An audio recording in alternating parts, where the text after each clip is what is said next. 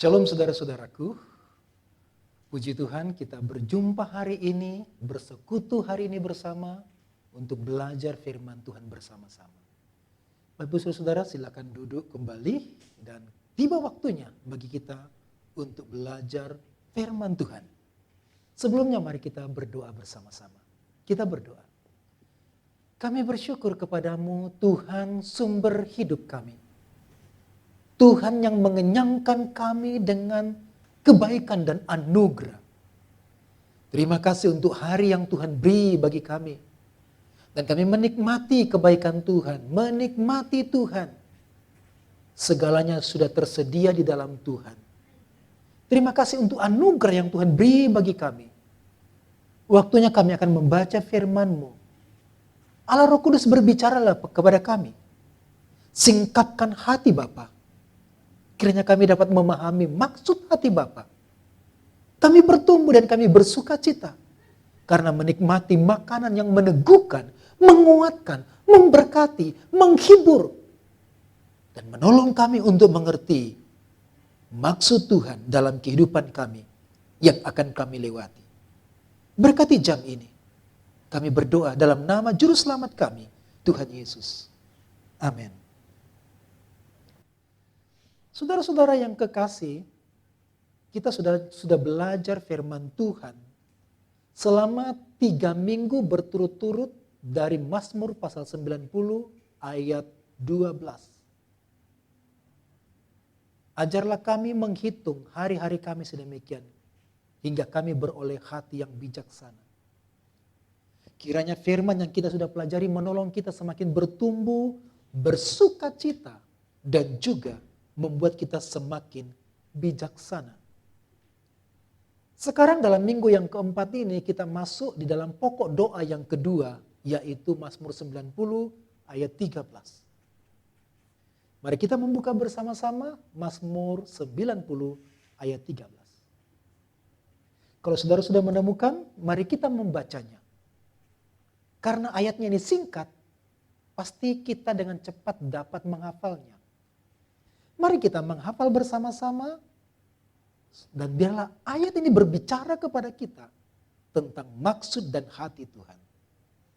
Kita baca dan kita hafal 2, 3. Kembalilah ya Tuhan, berapa lama lagi, dan sayangilah hamba-hambamu. Lagi sekali saudara, 2, 3.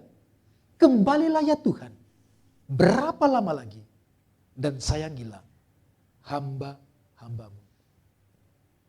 Saudara-saudaraku, latar belakang dari ayat ini adalah seluruh rangkaian dalam Mazmur 90 ayat 3 sampai dengan 11. Konteks historis dari Mazmur 90 ini tidak mudah dipastikan.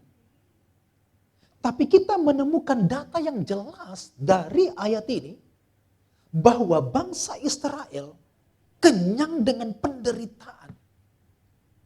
Dan sampai-sampai mereka tidak tahan menanggungnya lebih lama lagi. Itulah sebabnya dalam ayat 13 ini, pemazmur bahkan seluruh bangsa Israel berkata, berapa lama lagi? Frasa berapa lama lagi ini menunjukkan tentang pengertian penderitaan yang mereka alami. Berapa lama lagi penderitaan kami berakhir? Saya yakin bahwa ini juga adalah salah satu doa kita di masa pandemi ini. Berapa lama lagi? Kapan selesainya masa pandemi COVID-19 ini? Saya menantang saudara untuk tidak menanti berapa lama lagi akan selesai masa ini.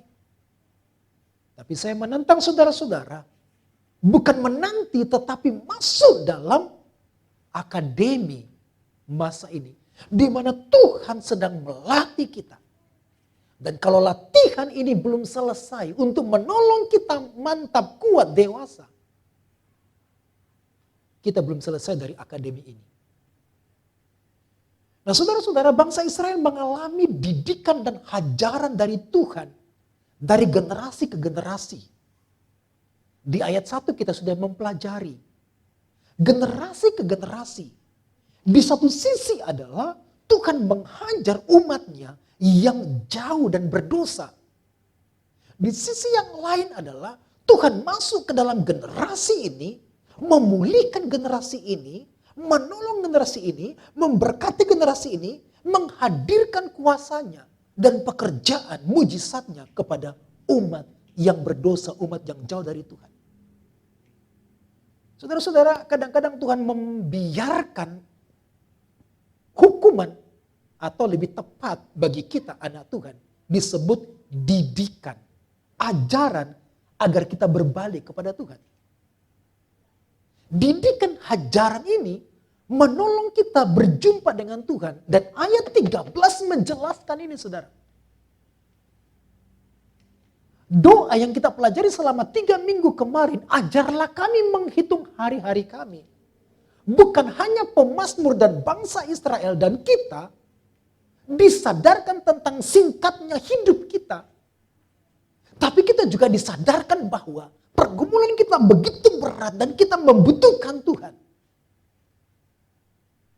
Persoalan yang kita alami menolong kita untuk berjumpa dengan Tuhan, dan muncullah ayat ini. Berapa lama lagi? Kembalilah ya Tuhan dan sayangilah hamba-hambamu. Dalam ayat ini, saudara-saudaraku, jemaat memohon supaya dibebaskan dari penderitaan yang sudah lama mereka tanggung. Dengan pedih dan sepertinya sudah tidak sabar lagi sampai berkata, berapa lama lagi Tuhan? Sama jikalau kita mengalami kesulitan penderitaan, dan kita akan berteriak dalam doa kita, berapa lama lagi Tuhan? Saudara-saudara, doa yang penuh teriakan ini, kesesakan ini datang kepada Tuhan dan menemukan Tuhan bahwa hanya Tuhan yang dapat memulihkan keadaan kita saat ini. Berapa lama lagi penderitaan ini itu? Umat memohon supaya Tuhan kembali, karena Tuhan sudah lama meninggalkan mereka dalam penderitaan mereka, dan mereka memikul penderitaan mereka seorang diri tanpa bantuan dari Tuhan. Saya mengajak saudara-saudara untuk merenungkan frasa demi frasa dari ayat ini. Mari kita lihat frasa yang pertama. Kembalilah ya Tuhan. Kembali ya Tuhan. Tuhan kemana? Mengapa Tuhan harus kembali? Kembali ya Tuhan. Apakah Tuhan sedang pergi jauh dari umatnya dan meninggalkan umatnya? Jika Tuhan pergi, kemana Tuhan pergi? Bukankah kita adalah bukan hanya umat Tuhan, tapi kemah, bait suci dari Tuhan. Wah, itu pasti penderitaan yang luar biasa bagi bangsa Israel. Ketika Tuhan meninggalkan mereka, mereka bergumul dalam penderitaan seorang diri tanpa bantuan. Bahkan ketika mereka minta bantuan kepada tuan-tuan dewa berhala, mereka tidak menemukan pemulihan, kekuatan, pertolongan. Saudara-saudara, ini bukan maksud Tuhan untuk pergi jauh. Namun Tuhan tidak mungkin bersekutu dengan dosa dan pemberontakan. Tuhan yang kudus tidak dapat kita alami. Dosa menghalangi hubungan kita dengan Tuhan. Dosa menghalangi persekutuan kita dengan Tuhan. Dosa yang kita lakukan membuat kita jauh dari Tuhan. Dan kita tidak mengalami Tuhan. Kita tidak mengalami hadirat Tuhan. Kita tidak mengalami persekutuan dengan Tuhan. Itu sebabnya kita merasa Tuhan meninggalkan kita. Padahal kita yang meninggalkan Tuhan. Tuhan tidak sedang pergi jauh. Kita yang pergi jauh. Nah, ayat 13 ini adalah doa berdasarkan perasaan. Kembalilah ya Tuhan. Tuhan tidak pergi kemana-mana, kita yang pergi. Dan kita yang harus berbalik kepada Tuhan. Tapi memang konteks dalam perjanjian lama, saudara-saudara, di mana Tuhan digambarkan bisa pergi. Tapi dalam perjanjian baru setelah pencurahan Roh Kudus, Tuhan tidak pergi. Dalam perjanjian lama, Roh Kudus bisa pergi waktu orang itu berdosa. Roh Kudus itu akan pergi meninggalkan orang yang diurapi. Salah satu contohnya adalah Raja Saul. Tuhan meninggalkan dia karena dosa dan pemberontakan. Daud pernah berdoa, janganlah ambil rohmu daripadaku. Tuhan tidak pernah mengambil rohnya. Dalam perjanjian lama bisa terjadi. Karena sifat Roh Kudus waktu itu tidak permanen. Hanya menghinggapi atau mengurapi orang-orang tertentu di masa tertentu ketika mereka hidup dalam Tuhan. Tapi ketika mereka berdosa, Tuhan akan pergi, Roh Kudus akan pergi. Tapi dalam perjanjian baru, Roh Kudus tidak meninggalkan seseorang ketika mereka jatuh dalam dosa. Kita yang meninggalkan Tuhan. Ingat kisahnya, Lukas pasal 15. Di mana pilihan anak bungsu meninggalkan rumah Bapa. Bapa tidak pernah pergi meninggalkan kita. Bapa tetap ada, Yesus tetap ada, Roh Kudus tetap ada. Tapi kita yang pergi meninggalkan Allah. Kita pergi mengembara jauh, kita pergi meninggalkan hubungan persekutuan dengan Tuhan. Dan itulah sebabnya kita merasa Tuhan jauh. Karena kita tidak mengalami Tuhan. Kita tidak mengalami hadirat Tuhan. Tuhan jauh karena kita tidak mengalami kuasa Tuhan. Tuhan jauh karena kita tidak mengalami kehendak Tuhan. Dan Tuhan tidak berbicara kepada kita dan kita merasa Tuhan jauh. Padahal kita yang jauh, kita yang pergi. Dosa menghambat pekerjaan Tuhan. Dosa yang membuat Tuhan tidak bersekutu dengan umatnya. Dan kita merasa kita tetap ada di sini. Dan Tuhan pergi padahal kita ada di sini. Hati kita pergi menjauh dari Tuhan. Kita ada di sini. Hati kita berpaling dari Tuhan.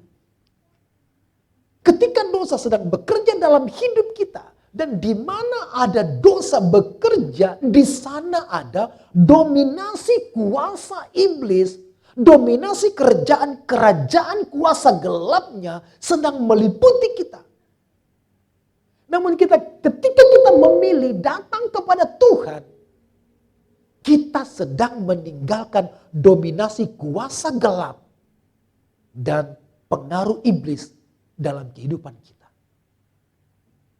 Jadi ayat 13 ini adalah suatu kebangkitan besar bagi umat Tuhan.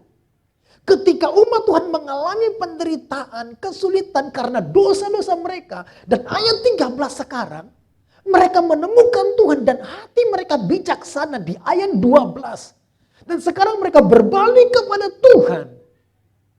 Tapi penderitaan mereka masih alami. Dampak dari dosa-dosa yang mereka sudah lakukan. Dan sekarang mereka bangkit dan berkata kepada Tuhan, kembalilah ya Tuhan. Ini adalah sebuah doa, seruan, teriakan kepada Tuhan. Karena mereka sudah melihat Tuhan yang sanggup untuk menolongnya, memulihkannya. Doa ini adalah doa yang dipanjatkan kepada Tuhan karena pertobatan umatnya. Dan kini umat mengalami kerinduan yang besar akan persekutuan dengan Tuhan. Saudara, di ayat 12, ayat 13 belum bicara berkat. Di ayat 12, pemazmur orang Israel, orang percaya menemukan Tuhan, menemukan hikmat Tuhan, kebenaran Tuhan. Itu yang membuat mereka kuat. Di ayat 13 mereka bertobat dan mereka datang kepada Tuhan dan berkata, sekarang giliranmu Tuhan, berbaliklah kepada kami karena kami sudah berbalik. Dalam versi King James Version dikatakan repent. Mereka sudah bertobat dan berbalik kepada Tuhan dan mereka sekarang berteriak kepada Tuhan. Kembalilah ya Tuhan. Saudara-saudaraku, kehidupan yang jauh dengan Tuhan tidak pernah menghasilkan apa-apa. Namun hubungan persekutuan dengan Tuhan akan membuat kita mengalami kehidupan yang kuat, kehidupan yang dimenangkan. Kita mengalami hadirat Tuhan yang menguatkan kita, hadirat Tuhan yang mengenyangkan kita. Mari kita buka ayat 7 dan 8. Sungguh, kami habis lenyap karena murka-Mu, dan karena kehangatan amarah-Mu kami terkejut. Kami habis lenyap karena murka-Mu.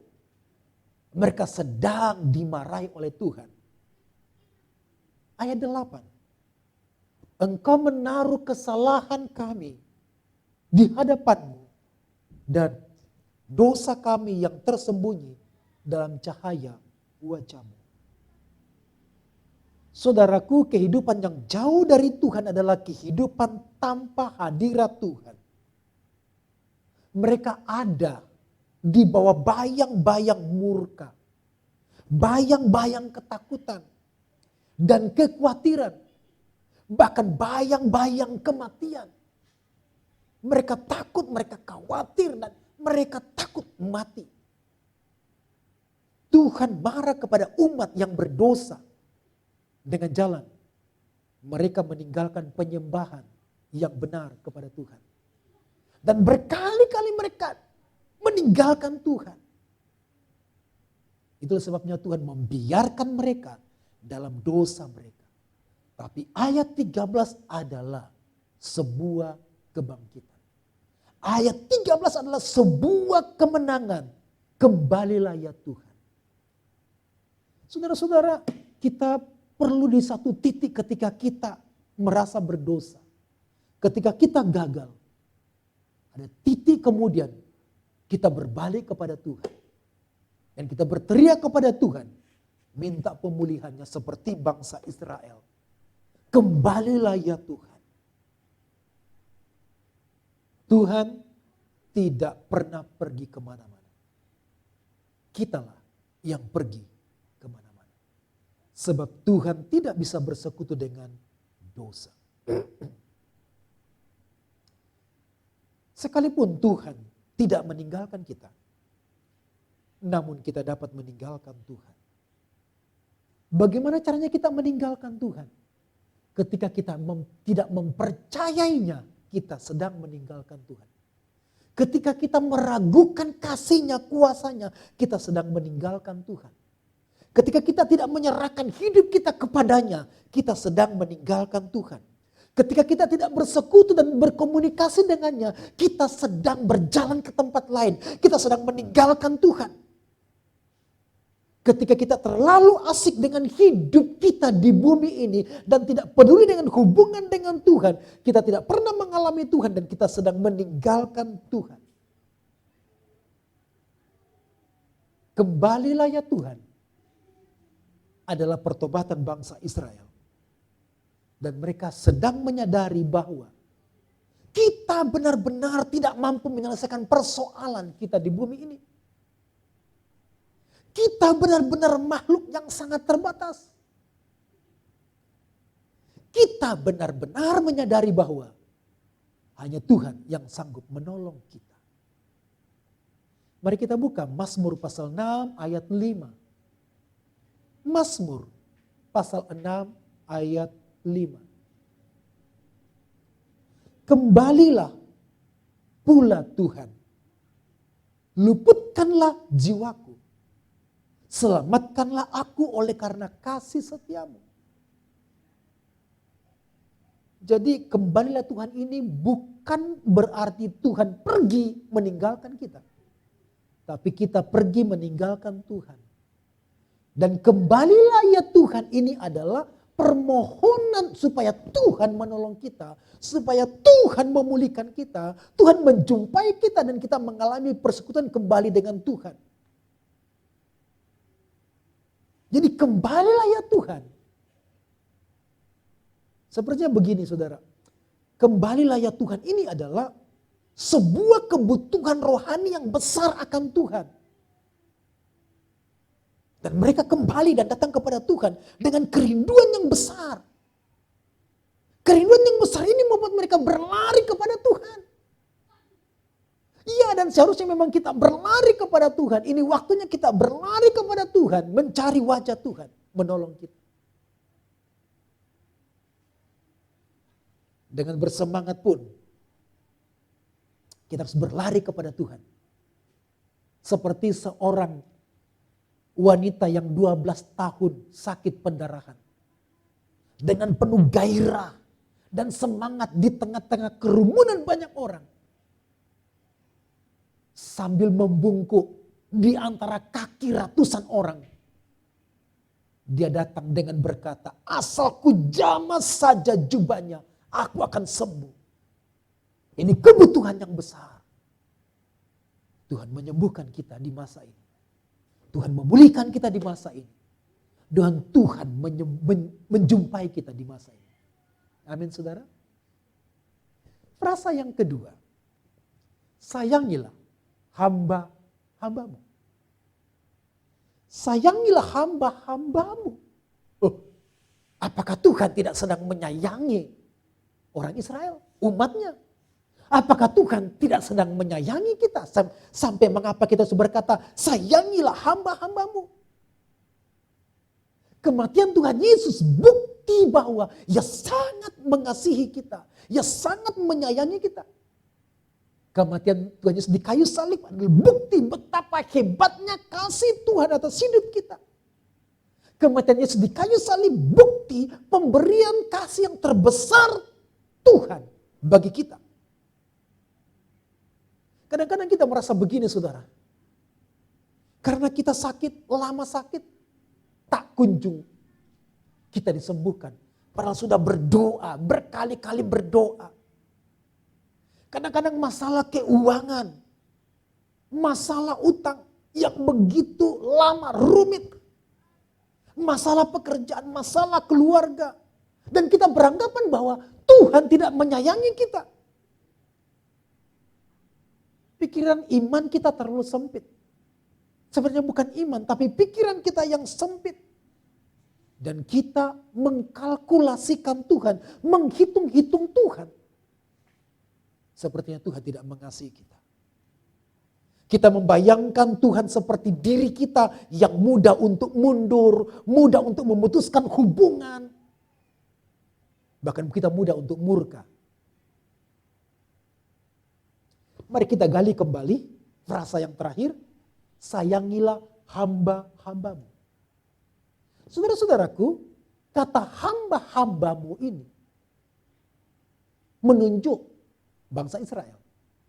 Mengapa pemazmur tidak berkata begini, sayangilah umatmu. Tapi pemazmur berkata, sayangilah hamba-hambamu. Mereka adalah umat pilihan Tuhan. Tuhan memilih mereka untuk menjadi alat di tangan Tuhan. Untuk melayani Tuhan, menyenangkan Tuhan dan memberitakan kabar keselamatan kepada bangsa-bangsa. Mereka adalah hamba Tuhan yang sedang mengalami didikan dari Tuhan.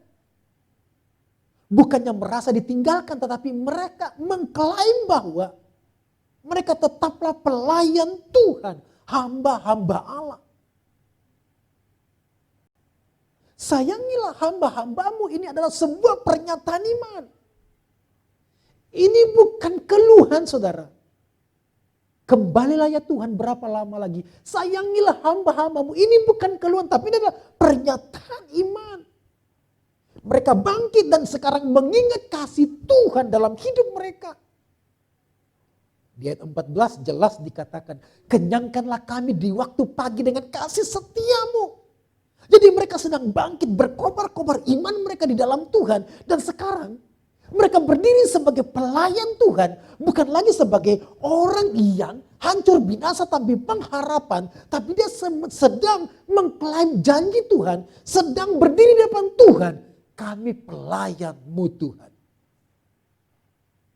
Kami layak berdiri di hadapan-Mu karena kami pelayan-Mu.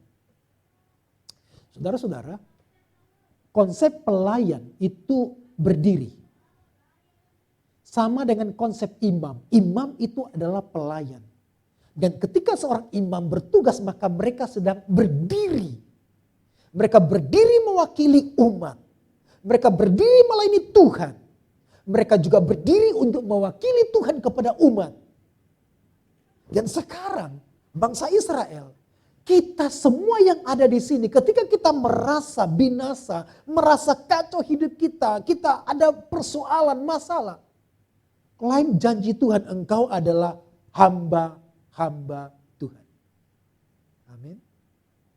Engkau adalah pelayan-pelayan Tuhan. Seorang pelayan layak diterima di rumah Tuhan. Di ayat 1 sudah dijelaskan bagian itu. Saudaraku, ini waktu untuk bangkit kembali. Ini waktu untuk mengingat kasih Tuhan, kesetiaan Tuhan. Ini waktu untuk mengklaim janji Tuhan dan berdiri di depan Tuhan melalui korban Yesus di kayu salib yang melayakkan kita berdiri dan berbicara kepada Bapa kita, kepada Allah semesta langit dan bumi. Sayangilah hamba-hambamu. Itu bukan keraguan tapi adalah pernyataan iman. Dan sekarang kita berdiri di depan Tuhan sebagai pelayan. Di mana Tuhan akan membela kita. Jika saudara sedang menemukan dirimu dalam keadaan lemah, tak berdaya karena masalah yang sedang terjadi, karena kesulitan yang sedang kita alami, ini waktu yang sangat baik untuk bangkit dan mengingat karya Kristus di kayu salib, bahwa karyanya adalah jaminan untuk semua pergumulan kita. Karya Kristus telah menjadi perjanjian kekal yang memberikan pengharapan besar bagi kita. Amin, saudaraku. Sayangilah hamba-hambamu. Tuhan menyayangi kita dan kita mengklaim diri kita sebagai hamba Tuhan yang dipelihara oleh Tuhan majikan kita. Seakan-akan begini saudara, mereka hendak berkata, hendaknya Tuhan mengubah pikirannya dan berhenti menghukum kami. Ya, Tuhan tidak sedang menghukum kita. Permohonan kepada Tuhan, kembalilah. Mengubah pikirannya mempunyai arti lebih besar daripada yang terkandung dalam kata-kata ini. Kembalilah, ini adalah sebuah kebutuhan yang besar. Sayangilah hamba-hambamu, kebutuhan yang besar. Tapi mereka sedang memposisikan dirinya bukan sebagai seorang umat yang hancur. Tapi mereka memposisikan dirinya sebagai hamba yang sedang melayani. Hamba yang sedang dibela oleh Tuhan. Sayangilah hamba-hambamu. Dan yang pasti bahwa Tuhan sangat menyayangi kita. Amin saudaraku. Tuhan sangat menyayangi kita. Sebab itu hendaknya Tuhan sekarang menyayangkan mereka dengan kasih setia di waktu pagi. Dalam Alkitab versi BBE, Bible Basic English, disebutkan, come back, O Lord. How long? Let your purpose for your servants be changed. Kiranya tujuanmu untuk hamba-hambamu diubahkan. Ketika perasaan kita menuduh Tuhan sedang menghukum kita, katakan kepada perasaan kita, pada hati kita, jiwa kita, Tuhan tidak menghukum kita. Dan kita berkata, kiranya tujuanmu sedang mengubah hidup kami. Saya suka terjemahan BBE. Tujuan Tuhan bagi setiap hamba-hamba Tuhan. Ebed Adonai, hamba-hamba Tuhan. adalah tujuan dan kemuliaan Tuhan. Persoalan apapun yang kita alami, Tuhan adalah majikan kita, akan membawa kita pada kemuliaannya. Amin. Kesulitan yang kita alami saat ini, Tuhan majikan kita Adonai, dan sementara kita adalah hamba, Ebed Adonai, dia akan membawa kita kepada maksud Tuhan, kepada maksud kemuliaan Tuhan, bukan kehancuran kita. Amin, saudara. Dalam sayangnya Tuhan mengandung 3 maksud. Sayangilah kami hamba-hambamu. Dalam sayangnya Tuhan mengandung maksud yang pertama, ada pengampunan. Dan Tuhan akan mengampuni ketika kita berbalik kepadanya. Terjemahan dari Melayu Indonesia Literal Translation berkata begini, kembalilah ya Tuhan, berapa lama lagi, dan ampunilah hamba-hambamu. Yang kedua, dalam sayangnya Tuhan mengandung unsur ada kasih dan penerimaan. Alkitab versi New English Translation berkata, have pity on your servants. Dalam sayangnya Tuhan mengandung unsur ada penghiburan. Alkitab Septuaginta berkata begini, parakleteti.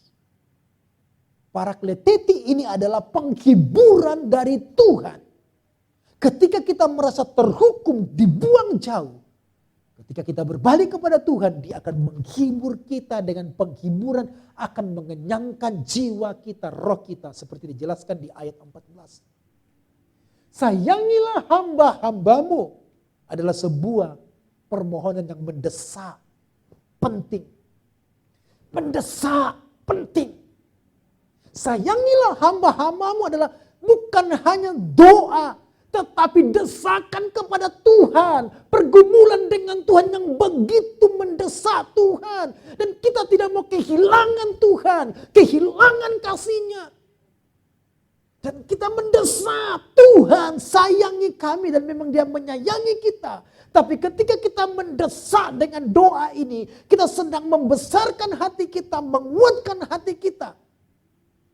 Dan ini doa adalah doa yang penuh gairah, doa yang mendesak. Sepertinya tidak ada waktu lagi. Dan harus itu yang kita lakukan kepada Tuhan. Tidak ada waktu lagi kita menunggu untuk besok, hari ini. Kalau tidak, kita akan mengalami kehancuran dan kelemahan hari ini. Tidak ada waktu untuk menunda. Ulangan 32 ayat 36 berkata, sebab Tuhan akan memberi keadilan kepada umatnya dan akan merasa sayang kepada hamba-hambanya. Apabila dilihatnya bahwa kekuatan mereka sudah lenyap dan baik hamba maupun orang merdeka sudah tiada lagi. Tuhan sedang melihat kita. Tuhan sedang melihat kita berdoa kepadanya. Tuhan sedang melihat kita mendesak Dia. Dan memang Dia tidak perlu didesak. Tapi rohani kita yang harus mendesak. Rohani kita yang harus bergumul. Kita sedang bergulat. Ini bukan waktu untuk memilih kelemahan. Ini bukan waktu sedang membicarakan kekecewaan. Tapi ini waktu yang mendesak. Bergumul dengan Tuhan. Kebutuhan besar dengan Tuhan. Kita akan dikenyangkan dengan kasih setia-Nya. Dikenyangkan dengan kebaikan-Nya. Dan kita akan melihat pekerjaan Tuhan dalam hidup kita. Mari kita bergumul, saudara. Bergumul mendesak. Ini doa yang urgent. Doa yang harus kunaikan dengan sungguh-sungguh datang kepada Tuhan. Haleluya. Terpuji nama Tuhan.